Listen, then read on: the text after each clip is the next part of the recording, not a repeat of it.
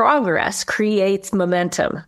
So we're just looking for some small victories to help you feel, because once you feel empowered and you're like, oh yeah, okay, then it becomes a flywheel that gets spinning. And before you know it, you are fully living in a truly expressed, authentic way. At MBA Chartered Professional Accountants, we have 3 core beliefs. 1, we believe that business owners are the most important people on the planet. 2, we believe that the traditional accounting firm business model is flawed and fails to serve you. And 3, we believe the MBA way gives you what you truly want and deserve, resources and advice that helps you grow your business and your life. This is the MBA Way podcast. Hi, everyone. It's Eric Solbakken, and welcome back to the MBA Way podcast. Today, I am excited to interview Krista Clive-Smith. Her and I are, again, another fellow entrepreneur in the Strategic Coach program. We have become fast friends, and I'm really interested in having the conversation with her today about specifically personal branding, how personal branding really helps your business. But the interesting thing, Krista has been a serial social entrepreneur and a pioneer in the personal branding industry for a long time. She wrote a book about personal branding, even before social media was a big thing. I'm really interested in getting into that topic. And one of the things here, I'm looking at the bio, it says her and her husband and their daughter, Kennedy, sold off their lives, quote unquote, and moved to Africa for a year. And now they split their time between San Diego, South Africa, in Canada, which is Kamloops. I know that because we've talked about that. And they do one new destination per year. So we're going to get a chance to talk about a whole bunch of different things that is going to hopefully apply to you and your business. So Krista, welcome to the podcast. Can't wait to be here. So excited. Thanks for having me. Oh, thanks for being on the podcast. So let's deep dive right into the personal branding. And give our listeners a little bit of a background in terms of this, this in your bio here, it said that you wrote a book about personal branding before social media was even invented. So tell me that. That's very intriguing. MySpace had been invented, but it was kind of for underground bands. But I kept saying, no, you guys, you don't understand. Like, personal branding is the business model of the future. And it's so exciting that now, all these years later, that actually is the truth. But I have a whole proprietary business model that I want to share with you to add value to your listeners so that we can really understand personal branding as something other than a vanity concept, because it has nothing to do with ego and vanity, and which is why the term personal branding for a lot of people throws them off, because they just don't want to be perceived that way. But it has nothing to do with that whatsoever. And in fact, for entrepreneurs, so one of the things, I'm never going to be an artist, and I'm going to start off with one I already drew, and then I'm going to draw them live for you, and really live on the edge. But if you think about, hang on. And for those of you who are listening to the podcast and can't see what she's drawing right now, go over to YouTube or to our website and click on the video so we can see. Yeah, and I'll describe it as we go so that lovely. Because audio is the best way, right? Multitasking. Hello, you drivers stuck in gridlock traffic. All right, so what we're looking at here is a triangular model where your personal brand is at the center. The base of the triangle is who you are. Then one of the other sides of the triangle is what you know. And the third side of the triangle is what you do. And then the triangle it's sort of wrapped like a bit of a yield sign where it has a wrapping throughout the inner that's colored yellow. And that's your mindset. Because your mindset and your beliefs really dictate, and they filter and they color sometimes our beliefs about ourselves, who we are. They get in the way of what we know. They get in the way of what we do. And so really making sure that we can work with healthy belief systems to clear that so that they're real and true, and having a mindset that is really committed to growth and expansion so that as you evolve and grow as a personal brand on the planet, then all of it comes with it. It's a deeper knowing of who you are what you know and what you do. This very well resonates with the unique ability approach with strategic coach, which is, what is your unique ability? We've had Julia Waller on the podcast, and we've had conversations with a number of the different podcast guests because of, a lot of us are in strategic coach together, about who you are and what you're here to do and just what your purpose is. And specifically when you're looking at your business, saying, what does your business need from you? What does your customers need from you? And figuring out that unique ability that you have that is going to fit to serve people the best. Now, one of the things I just want to ask before you continue down this road, one of the things that I always think about is this personal brand versus the company brand. Correct. So that's where we're going to go next. So, it's like I was reading your show notes. Exactly. No, the Hallmark personal brand model is this one I'm about to show you is really my signature. This is the business model of the future. This one we're about to look at now, where if you imagine an org chart for a company, it's looked like this loosely since the 1800s. There have been very little change in the structural side of what an org chart looks like. For all of you driving, just imagine a traditional org chart where you've got the brand at the top and the people at the bottom. And the people spend their whole lives promoting the brand. Well, if you're promoting the brand, let's imagine you're an entrepreneur and you're promoting the brand of your company. Well, what happens if you sell your company? What happens if you add a second one? This archaic model is so old, it just doesn't reflect what life in the modern world actually looks like. So my model takes it and it's going to flip it. And it's going to put you as the personal brand here. At the top of the chart. The owner, yeah. So the drivers, this one you might want to actually look up in the show notes below for sure.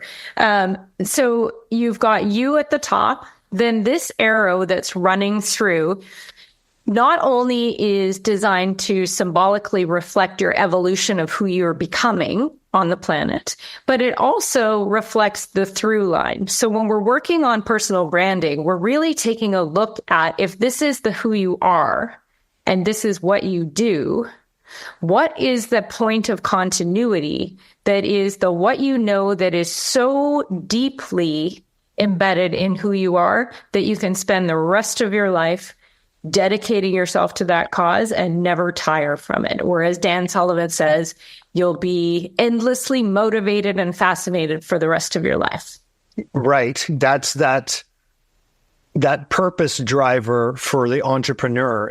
And I've had that conversation with almost every one of my guests is just like, what gets you up in the morning and what gets you going and fired up? And it's having that purpose driver. I'm still trying to grasp the difference between the corporate, like the brand of the company versus the personal brand. And you know how, like, exactly. One of the questions, I just need to finish this concept because here's the thing. I remember when we were starting up some companies, I was like, geez, I wish I hadn't attached my name to this so much because now the company value is all in me and my relationships. And then how do I sell my business when I've attached all my personal brand to and my personal goodwill to this company? I need to somehow separate myself from that so I can make my business sellable, which is a lot of the conversations we're having lately because of this bubble that's coming with people looking to exit their companies. And I wish you could all just watch the video here because Krista's smiling at me like she's going to drop the truth bomb on me. But that's where that mindset is that I need to somehow separate myself from my business. Exactly. And so when you're running the old model, you can't do that because you're here, the company's here, you're promoting it. But when you actually flip it and you're here, the company brand is here and your second venture, your third, and the company would have its own org chart. So this is a consumer facing brand. So this is the actual company name. And what we want to actually create a little bit of distance between you and the company, because that's going to help this company to be self-managing. It's also going to increase the valuation of the company. But what we want to do is we want to lend your credibility to the brand. And let's imagine you sell this company and it goes away. Well, now all the rest of your empire remains intact. If you're this way, you're here, this goes away, you sell the company, you have no chess moves on the board of life. So now do you see how whatever success you had here, even if you sold the company, selling the company puts more equity in your personal brand, which you then lend to everything else. Does this make sense? Yeah, that makes sense. And again, for the listeners there, I highly recommend you watch the video there. She can see what the diagrams look like that Chris is talking about here. So the funny thing is, when I look at it, that's what I've actually been doing more and more, especially since I got into coach, is leveraging the Viking brand. That's Eric, the Viking Solback. And so, I have multiple businesses. I have, I'm a strategic partner of strategic advisor in MBA. I've got the accountant success formula. I am launching the Viking Academy this month. I have the Solback and Consulting Group. I've had a number of ventures, and the through line has always been me. Like, I've been part of that. And so I think if what you're saying is lend your personal brand to your company to help it grow, but never fully identify yourself as your company and have the two completely conjoined together. Like you're not necessarily. Some people have done it very effectively. If you think of Tony Robbins, his entire organization, it's the Tony Robbins organization. He's not the guy on stage, regionally when they're going into cities and doing workshops, yet it carries his name. Dale Carnegie is another one, Stephen Covey with Franklin Covey. So it can be done effectively, and it just takes a lot more mindful moves on the chessboard than if you were to do, in fact, what you're doing now, where you, as a personal brand, you're Eric the Viking. Right. But Viking Academy is a consumer-facing brand that has its own org chart. There will be people running it who may or may not be you. But that then increases the valuation. It still ties itself to your personal brand. And that's where, if we really look at whether it's the MBA podcast, whether it's the accounting, whatever it is that you are doing or have done, the through line has something to do probably with a relentless growth and expansion of potential, like being all you can be on the planet, whether it's helping your business be the best it can be, helping a human be the best it can be, something like that. Just in the limited time I've gotten to know you, that feels like part of what you're in the transformation business. And these are all the ways that you do that. I'm obsessed with making things better. I'm obsessed with growth and personal transformation. I'm obsessed with breaking down the barriers to individuals' growth and finding that and pulling it out of the way so that people can fully express who they are. And that's been a through line through my whole entrepreneurial journey. But it wasn't until I did my deep dive with Julia Waller. And for those listeners, I highly recommend you go back and listen to the Unique Ability podcast episode we did with Julia Waller. That was the best investment I've ever made in myself as an entrepreneur. That by far the best investment ever, which just gave me this complete clarity on who I am and what I'm here to do. And then once you can step into that, expressing it becomes, well, that's fun. Like, I love how the organization chart, you said, my personal brand, I can then express it through multiple different companies, shall we say. Totally. Right. And so here's an interesting question that I have for many of our listeners out there. They may not be like the serial entrepreneurs like ourselves and having multiple businesses and thinking about what am I going to do in the next deal and the next opportunity. I had a great conversation with Susan Latremol. I always pronounce her last name wrong. I always do it. And she's probably going to listen to this podcast and go, there you go. You did it again, Eric. But it was on the next chapter's lifestyle. So I want to kind of focus on, like, say that solo entrepreneur, they've got the one business and they're going, okay, Eric and Krista, that sounds great for those people that want to be like Tony Robbins or, Eric, even you doing multiple businesses or whatever. And this through line sounds great. But what about me when I have just my one individual company. Is this tie into when someone sells their company and they exit and they go into retirement? That's what Susan is so hyper focused on, is that now you've this next chapter in your life, and don't have your identity completely attached to that one company. And then you're all of a sudden retiring that. And all of a sudden now you're retired and you're like, who am I and what am I here to do? This through line that you're talking about, your personal brand, then you go, okay, now what's this next chapter in your life? Take that personal brand that you are and who you are, and now you're going to apply it to your retirement phase, however that looks. Yes. And the importance of this model, this is where it actually came from. So I was a competitive figure skater for 19 years. So I was here, skating was here. For those of you listening, I was at the bottom of the org chart. The brand was my career as a skater. Well, I ended up having a career-ending injury. And in an instant, not only did I not have the ability to make my career what it had been for 19 years, but I didn't know who I was without it.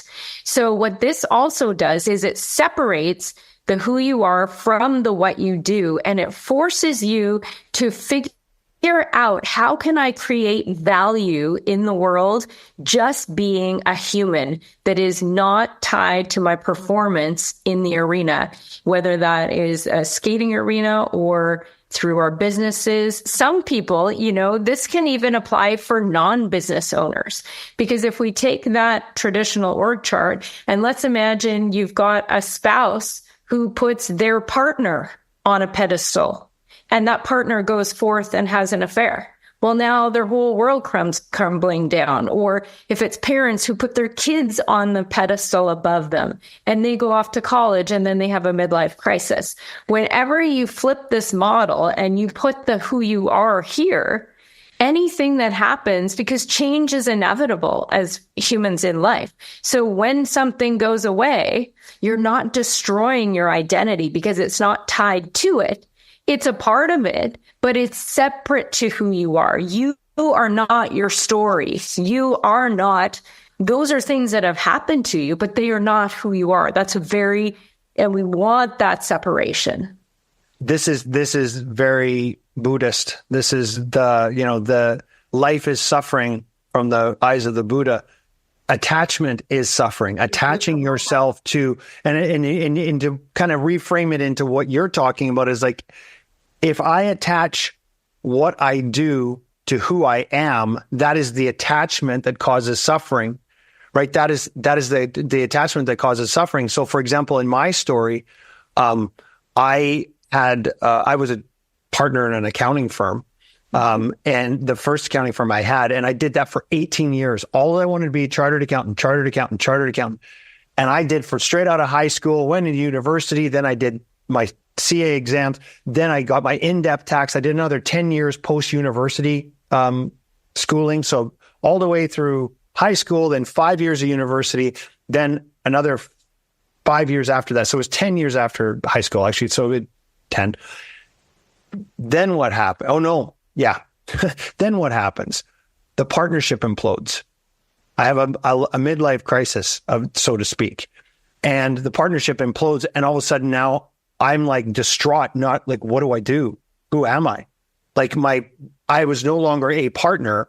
I had attached so much of who I am to what I was doing and my label that it completely crushed me. And having gone through that crushing exercise has actually been really freeing for me, because now I'm like, that's not who I am. That's just what I'm doing. Right. Yes. And that's the place you want to brand people from. You want all great brands to share three things in common. They are clear. So clarity is the first thing. It's clear what they stand for. And this is, again, the who you are side. Then it's consistent.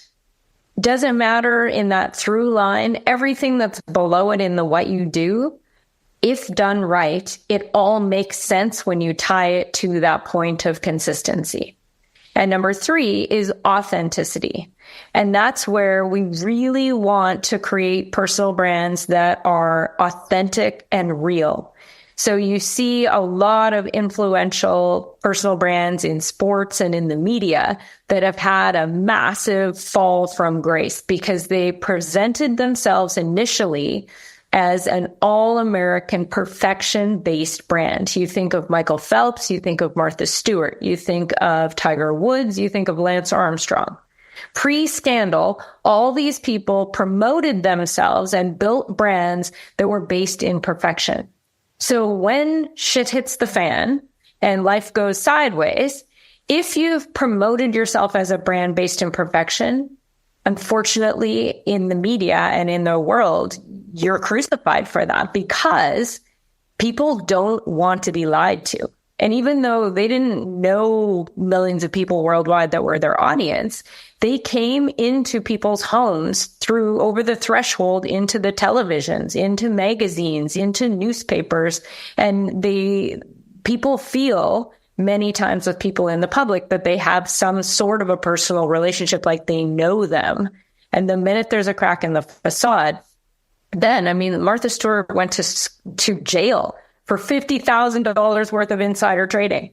So there are a heck of a lot bigger crimes being committed where people aren't going to jail for that. But if you project as perfection, when the day of reckoning comes, the judgment will often be more harsh. So we really want to bring in what is the association that we want. Like imagine that what happened to Tiger Woods happened to Dennis Rodman, right? Two influential sports people. Had Rodman had what Tiger Woods happened, I mean, it wouldn't have even made the news because he promoted his brand in such a way that you'd actually kind of expect that to happen. Exactly. Yeah. So does that all kind of make sense in terms of like, that's how we portray it. So we really, but the underpinning of that is to really own an association. So if you look at Brené Brown, for example, if you follow leadership or, hers is one of the most viewed TED Talks of all time. So Brené owns the word vulnerability in the marketplace. So everything she does as a human and as a professional, vulnerability and helping people get past shame and be their most authentic selves is at the core of her. And this is where even as a parent, you can use personal branding so that your kids see you as a human outside of just the role of a parent. And that's where it starts to help to graduate you just from the keeper of your children to the influencer or the inspiration kind of champion for your children. I could go down so many different rabbit holes on what you've shared so far. And I'm going to try and keep this as coherent as possible here with this consistency on the business side, because I see a whole bunch of application to this everywhere. It's being comfortable in your own skin and understanding who you are. You need to really understand who you are. And that is actually the gist of the Viking Academy. It's exploring yourself to figure out who you are and why you're here. And once you have a clear understanding of that foundation of who you are and why you're here becomes that unshakable bedrock that you can attach yourself to go through life, because life's going to throw ups and downs and this and that, and this company's going to go away, that relationship's going to go away. But if you don't attach yourself to all of those other things, but you attach yourself to the true self, you can then enjoy the ride, and then you're going to be clear and consistent and authentic all the way through, because who you are in the inside, we're not perfect. And it's not, trying to portray that perfection. Accountants are really bad for this, by the way. Okay. Yeah. And let's put a big spotlight on this. Accountants, the accounting industry is so incredibly bad about this, but it's also good because the brand for the accountant is this consistent. It's trustworthy. It's conservative.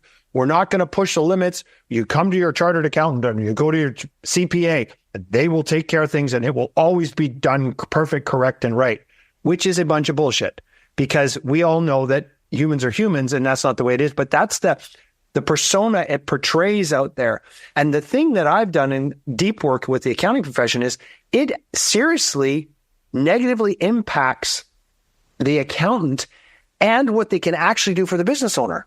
Like, because they're so ingrained with this, everything has to be perfect, correct, and right. And for their listeners out there, if you've ever had another accountant, they're always worried about what number to put in one box and what form and file this thing properly and file. As opposed to what we're doing at MBA is we're moving ourselves away from the compliance donkey world to what do you want as an entrepreneur? Where do you want to go? How can I help you get there, away from this persona, this corporate brand of perfected tax return filing of accountants, to actually creating value in the world and talking to your client like a real person, like a business owner, and thinking like a business owner and approaching that from that angle, Exactly. And the stereotype, of the traditional accountant, the industry as a whole has actually, from a brand perspective, they did a great job of it, because talk about clarity. We all know what the accountant traditional brand stands for. It's consistent. And I think it's only now where people are being encouraged to let their humanity shine, where that authenticity is shining through. Because back in the day, most accountants, I had a practice marriage before and I was married to one of them. Yeah, they would, put on the suit and go to the big firm and it wasn't truly authentic. And, many people wind up having those midlife crises that you're talking about. And in my armchair philosophy, I do think that the size of the midlife crisis is probably, there's a relationship to the size of the lie you've been living. Oh, 100%. So for some people, it's a sports car. For other people, they completely upend their lives and go forth and reinvent from the ground up. That was deep. The midlife crisis is directly proportional to the lie you've been living. In my opinion, from an authenticity of your person, like who you really are in the deep inside. Yeah. And so the interesting thing is, I have found for myself working in the accounting profession, and now we're coming up on 36 years. Okay. 36 years in the accounting profession. And then now coaching accounting firms and now being a partner at MBA with Peter. Fantastic. I love that, because he's an entrepreneurial mindset. And what can I do to help people grow and help them grow their businesses and their lives? Is when I was an accountant back in the old firm, it was so incredibly stressful. Like the amount of stress and anxiety you have as an accountant, and people don't understand this, is the pressure we put on ourselves to make sure that it is filed just perfect and just right, and we don't have any problems with it, is trying to obtain this perfection, because of the professional institute, the CPA body, has pounded the crap out of it to the accountants and beaten it in your head. You cannot associate yourself with anything false or misleading. So it creates this incredible tension to just get it just perfect and just right, which then stifles all creativity and ability to actually help clients get what they want. Like, that's what we should be doing as accountants, is helping the business owner get the lifestyle they want. They want to build a business to sell it, and then they want to retire. They want to buy the home over here. They want to put their kids into private school, or they want to go on this vacation. And that's what we should be focusing on. But the problem is that this fear around being perfect and doing things just by the book, actually stifles creativity. Again, I've got multiple books in me and concepts about what's happened to the accountant in their past life to even make them become an accountant. I think there's childhood trauma built into this for sure. But it doesn't help the business owner. Now, so here, let's talk about this. This is where you say your personal brand, or who you are, is not in alignment with the brand you're trying to portray.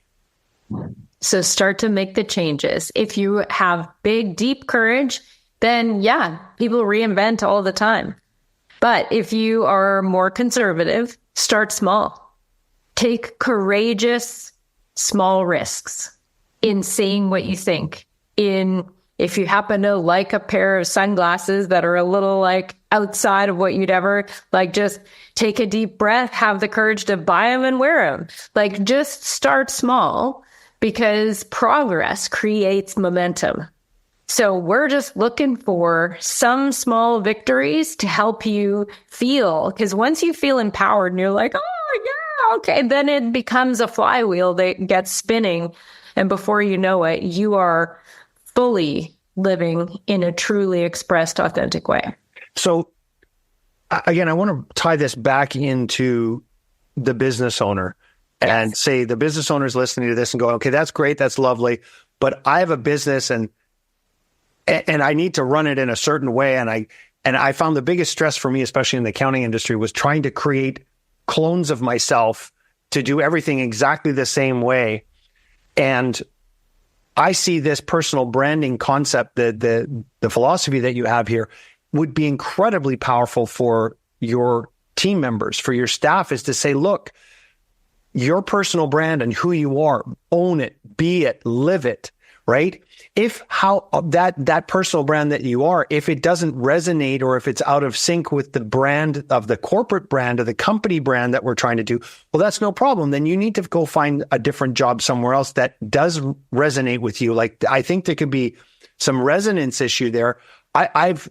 One of the best things that ever happened to me is I had a staff member come to me and finally say, Eric, I really don't want to do this work anymore. I don't want to do accounting work like this. I want to go work for my mom's bookkeeping company. I was like, I'm so excited for you. And she looked at me. She goes, I thought you'd be upset that I wanted to go. I'm like, of course not. I want you to be happy. I want you to express who you are. Like, go, like, lovely, go do that. So this finding out who we are and how we want to express ourselves, and the business owner going, yeah, I'd love everybody to do that. But at the same time, they got to toe the company line, so to speak. Where does that balance fall? Yeah, there's two sides to that. So let's imagine that you're a founding entrepreneur at the helm of a company on the below org chart, one of the things that has its own org chart below, where you realize you've been living a lie and that your personal brand is completely misaligned to the company. Mm-hmm. Because on a company standpoint, you almost want to interchange the words brand equals culture. Because there's a direct relationship with the brand of the company and the culture that exists there. So if, for example, you have built this culture and this accounting firm that is the stereotypical industry standard, yet you realize that you're actually more Harley-Davidson than you are Deloitte, and you have a couple of choices.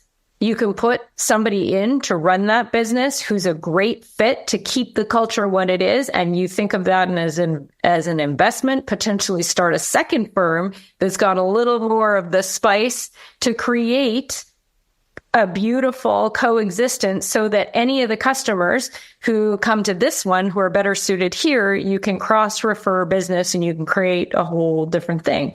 Or sometimes if you're more Harley-Davidson at the top, but the brand, and this is the business, well, I would start taking small risks in starting to turn the culture, the cruise ship of the culture, with the company, so that then you can start to evolve the brand into new things. And great brands worldwide have had to do very large pivots. If you think of Kentucky Fried Chicken is how we knew it back in the day. Well, it's KFC now, and there's plenty of things that can be said about chicken, right?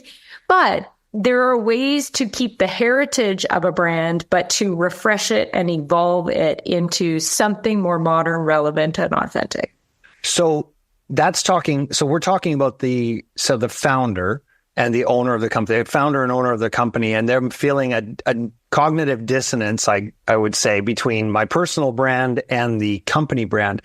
But what I was thinking about when I was bringing this up was the applicability of personal branding for your individual team members, like all of the staff that work for you, and saying, oh, yeah, that's what I mean. That's what I'm saying. It's like for the staff member, because what we've done at MBA is we've done a deep dive, again, through Strategic Coach into the three kind of personality profiles: the Print, the Clifton strengths, and the oh gosh, why am I going blank? The Colby. Yes, thank you.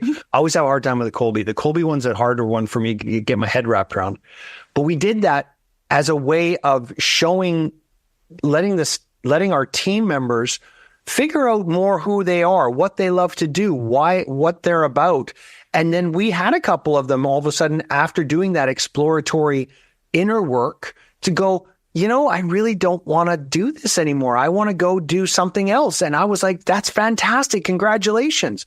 Go do that. And that's what I'm talking about in terms of if there's a cognitive dissonance, or if you're not vibrating at the same branding, if your personal brand doesn't vibrate with the business brand, then it's okay for you to go as a team member to go find another business that resonates more with your personal brand and that you're able to bring your personal brand and contribute that unique ability to the business so that the business can fulfill on its promise to the market to deliver its value that it wants to do through its corporate or its business brand. Yes. And with strategic coach and unique ability, remember that a person's unique ability, when paired with others who are in their unique ability, creates a unique ability team. And that's where the magic can really happen. So even in our world, with the branding side, I took aside our two senior designers and I said, okay, Izzy, what do you love? In the whole design's a very big, broad category. So when you're designing, what do you love? Do you like creating logos and the initial identity from scratch? Or do you like taking that and then rolling it into infinite touch points? And then Ollie, same question. What do you like? Both of them looked at me like they'd never even thought about this question before. And Ollie's like, I love logos. If all I could do every day was logos, I would be the happiest dude alive. And Izzy says, I don't like the logos. I want to give them all to you. All I want to do is take what you created and then turn it into all the magical touch points. So now everyone's winning. They're living a life that they love, which retention in the marketplace for all of us entrepreneurs, our team, keeping them engaged and happy and feeling like they're living lives of meaning inside our companies is so important. And so this is one way to accomplish that. This is a perfect segue here to what exactly do you do? Like, I know who you are. Like, we've got to understand each other quite a bit. And so I'm getting a good picture on who you are. But for our listeners here, can you tell them a little bit more about what you do? Yes. So have you ever been to Disneyland? It's my favorite place in the whole world. Aaron and Isla and I go there all the time. And it's just, we've been there. And I've seen a number of times. Love Disneyland. Perfect. So what I'd love for you to think about my core family of companies is just think of it as a virtual theme park for thought leaders. And when I say thought leaders, it's really personal brands, but in the side of the triangle, there's the who you are, there's the what you do, but then there's this whole side of what you know, right? And so that's really thought leadership. So you can imagine, just like when you walk through the gates of Disneyland, there are different lands within the park. There's Neverland, there's Tomorrowland, there's Toontown for the kids. So you can think of my family of companies as having writing land, publishing land, personal branding land, speaker land. And then we've got this island on the side, which is Tech Island. And so on Tech Island, we're actually turning all the rides from the theme park into software. So one by one, we're replacing all the rides people could ride with software. So for example, in Speakerland, right now we're developing a VR AR. So if you've ever put on a VR headset, and let's imagine you've written a book and now you want to be a speaker. So you put it on and you go into the speaker simulator and you choose a TED stage. You want to practice your TED talk? It's going to put you into an immersive experience where now you're in a simulator being able to practice your TED talk before you're on the stage. You can choose it to a 25,000 stadium. You can choose it if you're a kid who needs to do an oral presentation to a classroom. If you've got to give a eulogy, you change it to, and you can choose your environment and you can choose your atmosphere. So that would be one example of a ride where we're now turning it into software. But just like in Disney, all roads lead to Cinderella's castle.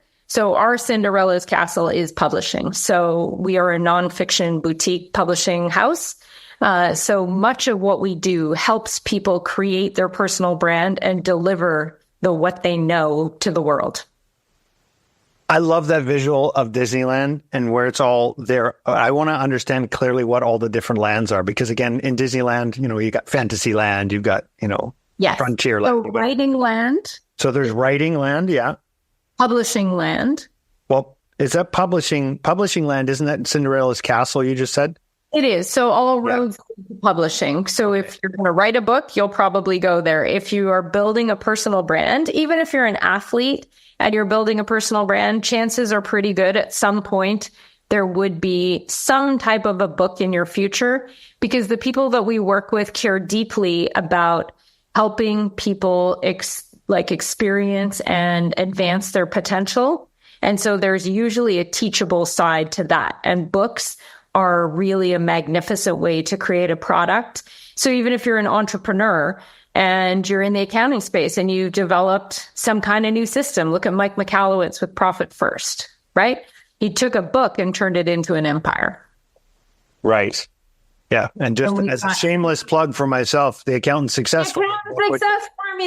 Exactly. I'm holding up the book for our listeners there. I'm holding up a copy of my book there that, of course, I published prior to knowing Krista, because if I had known you, I would have been talking to you about going to Disneyland, because you would have had me at where our business is like Disneyland. Sold. I'm in. Right. So you've got speaker land, writer land, personal branding land. And publishing land. Yeah. Yeah. And then Tech Island is my company that produces all the new products. And what I love doing is building my theme park beside other awesome rock stars who have their own theme parks, so that we can together become more like Disney World and give people a hopper pass where then they can go from park to park. The collaboration. Yes, exactly. Disney World collaboration. And for any business owner, this is obviously my signature way of describing what I've built and my companies. But if every entrepreneur thinks of their business as being a park that probably has a couple of different lands, and then if you think of the monorail, that's actually your sales process. So for us, if you imagine the map of the tube in London, the subway, there's the red line, the green line, the blue line, the yellow line. So when someone comes into the park, we help them figure out which train to board at which stop. And then from there, just like a subway, all the stops are in a very specific order. So they can continue on riding the train, or they can get off and ride the ride. It's a choose your own adventure. So here's a question for you. What is Krista's personal brand?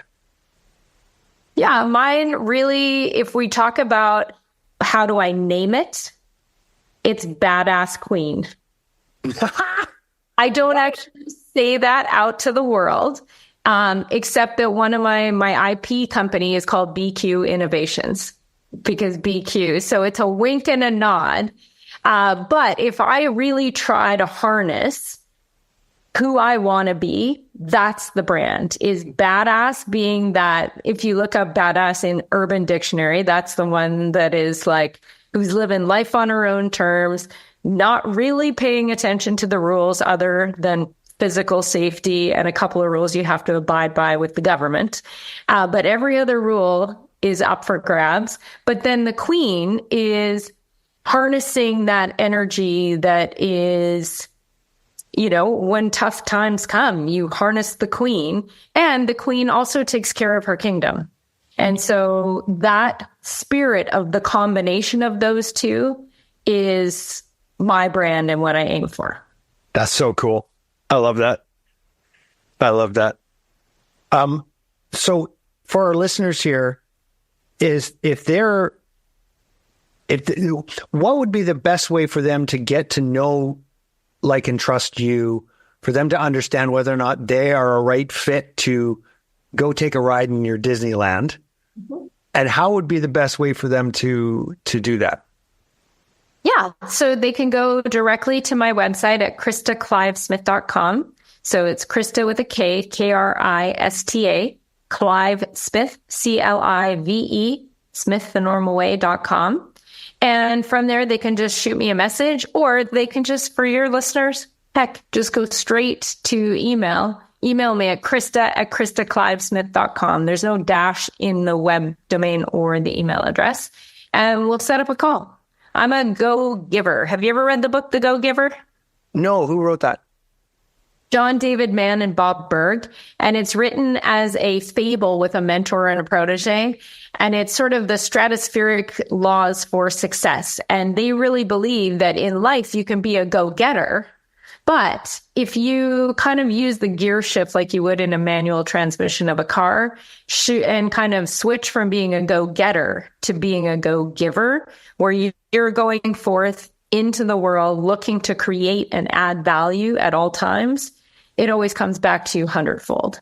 And so any of your listeners or you yourself, I just care deeply that each one of you taps into and connects with the deepest and most true part of who you are, into what you know, and combining that into what you do so that you can really move the needle on making your own dent in the universe. So by all means, call me, shoot me a message, send me a smoke signal. You will get probably McKenna, my beautiful guardian of my freedoms. But you are one chess move from me, and I don't ever put, any big blockades in front of that, because I care deeply about serving the people in my community, and you being one of them who I love and adore. Oh, the feeling is 100% mutual. I can see now exactly why you resonate so well with the group of people we went for dinner with in Toronto that night with Chad, Chad's vision of what he's trying to do in the world as well, and Dean Jackson and Chad Jenkins, and I can see why everybody's resonating on the same. We're all resonating on the same page. Like, I just want the best for people, but I love that go-giver instead of a go-getter. I like that. That's a big takeaway for me on this podcast. It's fantastic. Everything in moderation, including moderation, right? So even sunshine burns if you get too much. So making sure that in your go-giving, you are also receiving, because that's the other side of the energetic transaction, is giving and receiving, and that you aren't just giving to the point of burnout, because there's overcare that exists as well. So for all of you that do resonate with that idea, remember to take good care of yourself first so that you can be the best go-giver and creator of value to others that you can. And I think that's a perfect spot to leave our listeners with. That is a beautiful, beautiful gift you've given them. Thank you so much for being on the podcast. Thank you so much for having me. Really, the privilege and the honor was all mine. We'll do it again. Okay. I hope so. I have many more models to show you. Okay. Yeah. More Disney, more worlds. Let's see. You got Star Wars Land. You've got a whole nother one that I drew and we didn't use. Okay. We'll get to that one on the next one. How's that? Amazing. Rock and roll. I look forward to it. Thanks, everyone. If you're a business owner or CPA who believes the accounting profession has let you down, then please reach out to us at www.mbacpa.ca so we can have a chat to see if we're a fit to work together. We're always looking forward to talking to you. See you next time.